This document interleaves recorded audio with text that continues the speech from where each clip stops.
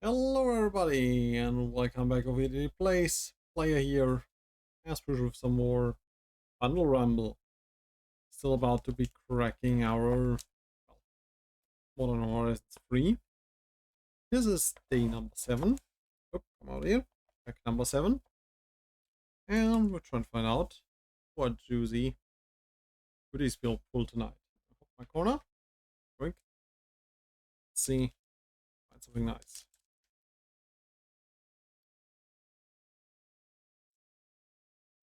Pack. Used to open. We had a few times already. Doing those bundle frames, but it's fine. Let's just break the booster spine. So we most likely have a token or a rule card. No art card this time, so let's see. Start off strong with Bar. Repeat, Galvanic Discharge. We already had that one. Let me see. If I turn this off, is that better for you guys to see? When you see me worse, but you see the cards, I think, better. Yeah, that should be worth more. So, Galvanic Discharge is for 1 red, an instant. Choose target creature or planeswalker. You get free energy, and then we may pay any amount of energy. So if we have more than 3, we can pay that much, or we can just pay the 3 that we got, or less even. And then Galvanic Discharge deals that much damage to that permanent. So, pretty sweet removal. I mean, most of the time it will work just like a lightning bolt, but yeah, it has the upside of if we have energy from somewhere else, like for example from another Galvanic Discharge we played earlier, we can use that as well to, well, deal more damage. You know what, let's still turn that. I think it's still fine, and it helps me to see your stuff better. Remember, find a rock making crackling noises, just put it back carefully. This poor Great Desert Prospector. Alright, cool. Oh, we got another repeat. It's on the energy theme, so since we're just talking about energy, here's the Electrozoa. 2 generic, 1 blue. Creature Jellyfish, it's a free one. It has flash and flying, and it brings 2 energy along when it comes on enters the battlefield. So a nice little surprise blocker that gives some energy. Downside is, if you want to keep this thing as an attacker, at the beginning of our pre-combat main phase, we have to tap it unless we pay 1 energy. So on default, we can only keep this thing untapped for 2 turns, and yeah, then that's it. So most likely I guess the best way to use it is just as a surprise blocker, killing something with X3, so 3 toughness, and keeping the energy. But yeah, I mean, in limited, you sometimes can also use it like a little beater if you have nothing better to do with your energy. But I mean, we already saw that there's better stuff to do with energy. So, and yeah, so I figured out why this thing has a beak. I thought jellyfish don't have a beak, but yeah, maybe I'm mistaken. Anyways, neat. And we have another repeat. This time it's Foul Strike. Foul. This is for 1 generic, 1 green. Another instant. We destroy target creature with flying. And yeah, it has reinforced 2 for 2 generic and 1 green. Which means we can pay 2 generic and 1 green, obviously. Discard to put 2+1 spawn counters in target creature. Basically, reinforce is like channeling, just with always the mode being like, if you channel this, put 2 counters on something. Right? With a resounding wallop, the ancient battle between Buzzard and Druid was finally finished. I still feel like, at least due to the artworks and the Looney Tunes style, this card almost could belong into an unset, but yeah, I guess it was just too normal, quote unquote, to do that. So yeah.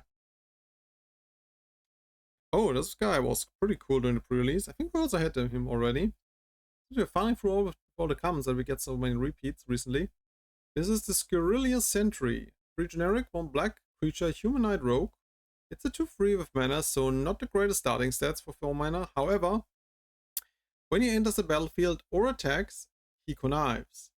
Which means we draw a card and then discard a card. If what we discard is not a land, then he gets a counter. So ideally he starts off as a 3/4 and giving us card quality, mind you. And yeah, then next turn we do this again when he attacks. So he attacks as a 4/5, and that's actually pretty good. Like taking with 4/5 manas, turn 5, yeah. I mean that's fair. That's fair. And of course he has the potential to grow further and give us more card quality.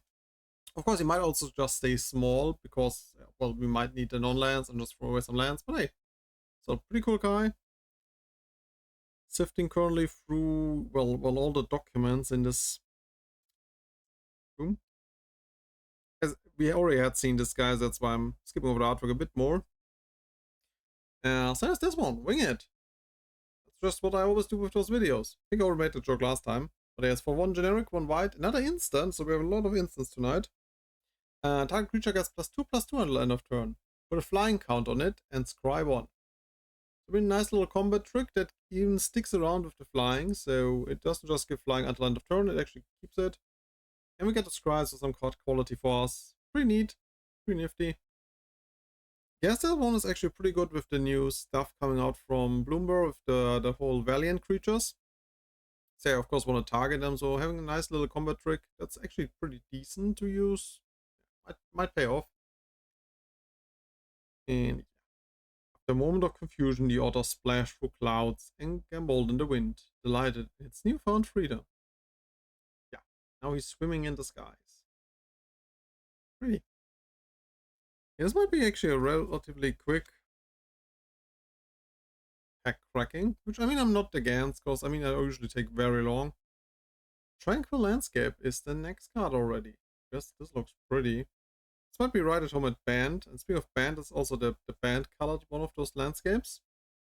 It taps for colorless. Or I can tap it, sacrifice it, search for in this case for either a forest, plains, or island. Which has to be a basic, mind you. Put on the battlefield, tap, and then shuffle. And here we can also alternatively cycle it for 1 green, 1 white, and 1 blue. Discard it, draw a fresh card late game. Pretty good. Really like the landscapes. I mean, as we already said, like in this one, you clearly can see. I mean, on this one actually we're lacking a bit the green. I mean, there is some trees here, but I don't really see a lush forest. I mostly see some meadows, which could be white as well. We see the sky there and the islands. So I mean, blue is represented, white is represented.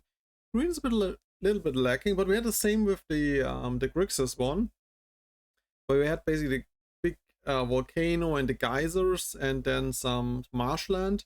But it didn't really have blue represent. I mean, with the steam a little bit, but you know what I mean. So, I mean, don't get me wrong, the artworks are great. It's just like I feel a bit more representation for green in this one, or for example, on the Grixis one, the red aspect would have been nice. Sorry, the blue aspect would have been nice. Yeah, I like it. And another repeat. Jesus, is there anything we haven't seen yet? I think they actually are, but let's go over this first. This is the Riddlegate Gargoyle. What a mouthful. Riddlegate Gargoyle. 1 white, 1 blue, a 2/2 with flying. It's an artifact creature gargoyle. So I mean 2 mana, 2/2 flying. No downside, that's pretty good. When the Riddlegate Gargoyle enters the battlefield, we get free energy. Another energy payoff. And yeah, when we attack, doesn't matter who attacks, or what creature I mean, because at that we declare attacks with a creature. We may pay 2 energy. When we do, target creature gains lifelink at the end of turn. So yeah, this guy even might net us some life over the match. I mean, most of the time it will just be targeting him, but if we have a bigger, badder beater, I mean, then we can use it on that guy as well. Yeah, I wonder from what world that guy is. I mean, he is very... I guess that's supposed to be the whole energy is coursing through him, but I was thinking if there's supposed to be runes as well. Maybe I'll think. Riddlegate. I don't know on what plane that should be. Yeah, nice little fella. Oh my goodness, yes! I was hoping we'd pull one of those girls. I just need like 5 more of them. But yeah, those are great. Does anybody remember Marionette Master? Well, this is her apprentice. Marionette Apprentice, 1 generic, 1 black, creature, human artificer. It's a 1/2 with Fabricate 1, so when this enters the battlefield, we can choose either to put a +1/+1 count on her, or let her bring a little servo token along, which we just see here, a little spider servo. And whenever another creature or artifact you control is put into a graveyard from the battlefield, each opponent loses 1 life. Yes, got its leg to twitch. Yeah. Nice, she's controlling that thing pretty well. And the good thing about this one is basically, I think the Marionette Master That's basically just an oversized Disciple of the Vault, so it only triggered when artifacts died, which actually for one or two of my decks was like, yeah, it's nice, but not always good. And that's why I want her, because the Marina's Master basically let people lose so as much life as it has power whenever an artifact dies, so that's good. However, this one also works with non-artifact creatures, so this is pretty neat. I mean, my food deck definitely wants that as a little bit of a plinger / payoff. And I mean, it brings a little dude with her, so she's definitely fine. I mean, if you think about it, it's either 2 mana for a 1/2 and a 1/1, or 2 mana for a 2/3 to make her a bit more resistant. And it's also very lovely artwork, I must say. I'm all up for this card. Heck yeah, that's a cool pull. I'm happy. I mean, of course, my Breya, and yes, I know I talk a lot about her, also will like this. It's some of other decks. It's just overall great. Ooh, and another cool one, the Proud Pack Rhino. Whoop, focus please. I guess actually this one is on a color dash from her glowing eyes and the background. Oops, sorry. I need to pull it back again. What do you all think? I think this is the classical servo and stuff from color dash. They're pretty neat. So anyways, we already moved on to the Proud Pack Rhino. It's for 2 generic, 1 white, a 3/3. And when it enters the battlefield, we get to choose one. Either we put a shield counter on a permanent, which means if it would be dealt damage or destroyed, we remove the shield counter instead. And yep, alternatively, we can proliferate. So a proliferate effect, I mean, it's only 1 time, but in white, that's still pretty nice. And of course, the shield counter is also pretty worthwhile, especially limited. I mean, 3 mana for free is a solid body, so protecting something from dying once and or proliferating everything on your board, like if you have a counter strategy, that's pretty nifty. I like it. I think I already have a use for it as well. So yeah, I mean, this is pretty cool.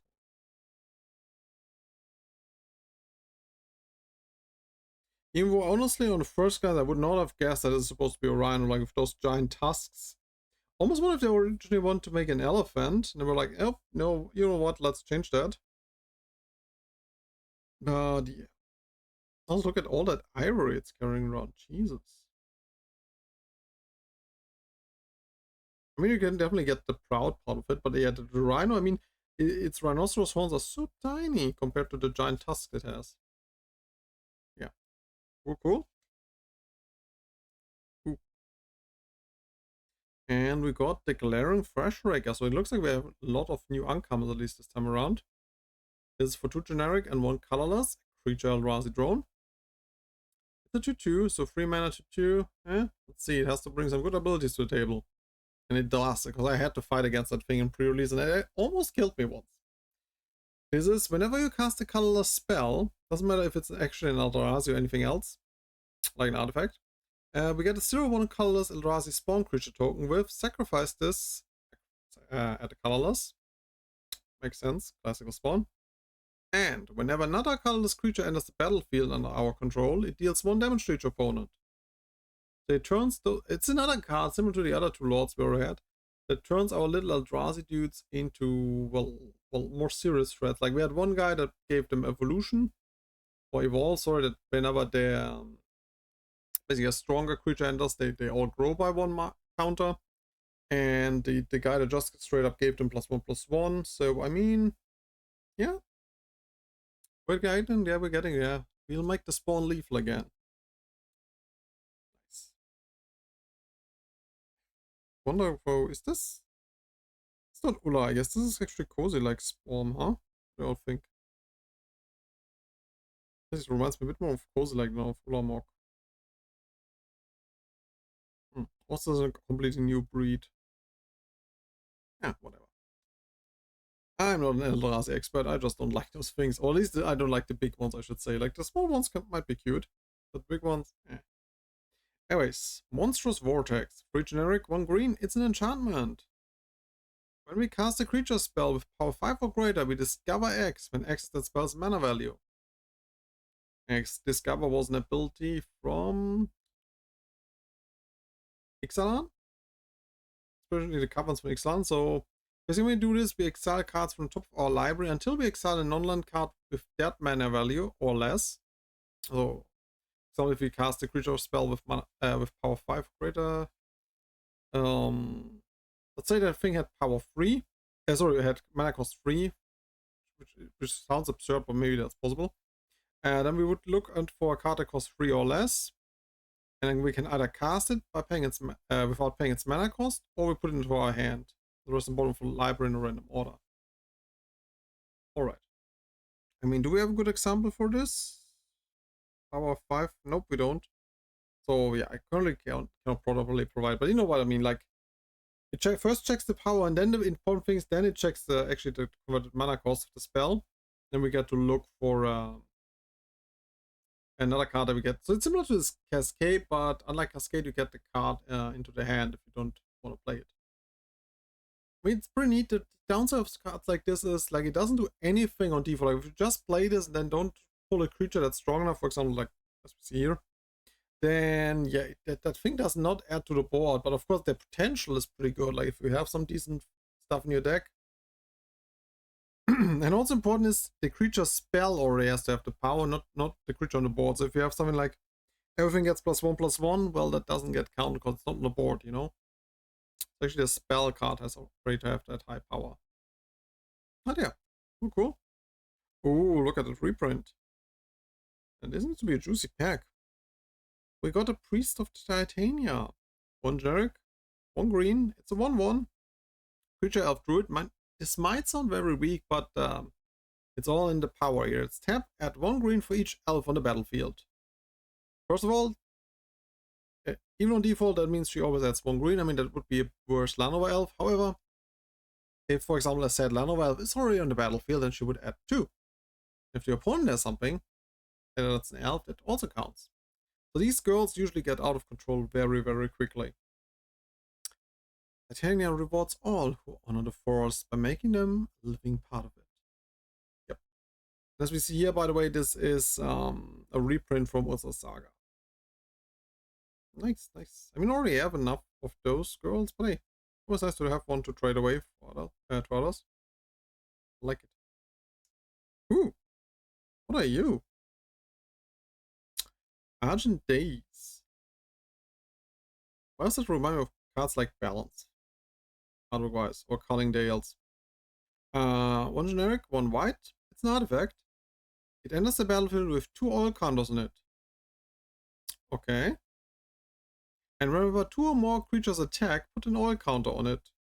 Oh, so it grows on its own. What does it do? 2 generic and tap, remove 2 oil counters from it. Exile another target non-land permanent and its controller draws 2 cards. Ooh. This is an interesting effect. Like, I mean, normal constructor you would not play it, but I guess in Commander with some proliferate effects and or some yeah, and also because it triggers on whenever somebody attacks with 2 or more creatures. So like in a multiplayer setting, like they can trigger up to 4 times per cycle. That's pretty good. That's really pretty good. I think I actually can try that out in my new deck that I'm building right now. I mean, it has nothing to do with oil counters, but I mean, with attacking, with a bit of proliferate. That's a nice cleanser. And also, I mean, this might be seen as downside that you give someone cards, but you have to think about it that way. Especially if you're seeing the concept of Commander, it's like, yeah, I don't like that thing, but see, you at least get 2 cards back for it. So it's softening the blow for exiling that thing, and also you can in a pinch use it on your own stuff to draw more cards. So yeah, pretty good, yes. Oh, we got the best of dogs as an Umbra Aura. This is the dog Umbra, 1 generic, 1 white. Enchantment Aura, we already had that one, I think 2 days ago. It has flash and enchants a creature. And as long as another player controls the enchanted creature, that creature can't attack or block. Then it's just like pacify. We just pacify it as a cute little dog. Like we throw a stick there and then the dog is satisfied. And on the other hand, if the dog Umbra is enchanting one of our creatures, or we control the creature basically that it's enchanting, then the Dog Umbra has Umbra armor instead, which means if the enchanted creature would be destroyed, we instead remove all damage from it and instead destroy the Dog Umbra. So it basically is cushioning the blow there. Similar to the shield counter. I mean, still, they are similar but different at the same time. Well, shield counters just trigger when it would be destroyed, yes, but also when there would be any damage by, like, you could just ping 1 damage to this thing and the shield counter would go away. Whereas here it actually has to be lethal damage, because it would be destroyed by any means. Could be damage, could not damage. Oh! And we got one of the cute tokens from, I think, Tamio's husband, I think it is, that makes those. That's the rat. Look at that. They're pretty. Little... Is that mono black? I think that's mono black actually. Mono black red token with lifelink. That's freaking adorable. Sitting there meditating, burning some incense. The building over there looks a bit weird, but besides that, that's a pretty token. Nice. Oops. I should put it down here. So overall, I think this is a pretty neat pack. We got some really cool stuff. I mean, the rare is interesting, so as I said, I definitely will try it out in my decks. We can hopefully tell you guys in the future if it works out or not. We'll also have the Marionette Master, which is kind of neat, the Priest of Titania, which is awesome, the Proud Pack Runner, which is great, and a few overall pretty neat cards that we already had once or twice, so I think there was no real stinker in here. I mean, since I usually don't play that big creatures, I guess the Monstrous Vortex is nothing for me, but I mean, worst case, I trade, I give it to someone or give it to someone, you know. And I'm seeing, due to all those reprints, we actually have a video that's rather short. I mean, only 22 minutes? Impressive for me. Anyways, that's what we call it. Thanks very much for joining me on this 7th booster of this bundle. We'll have 2 more normal ones, and then we have the collector's booster, so stay tuned for that. Anyways, wish you all a great rest of the day. See you next time. Like I saying out of here. Bye.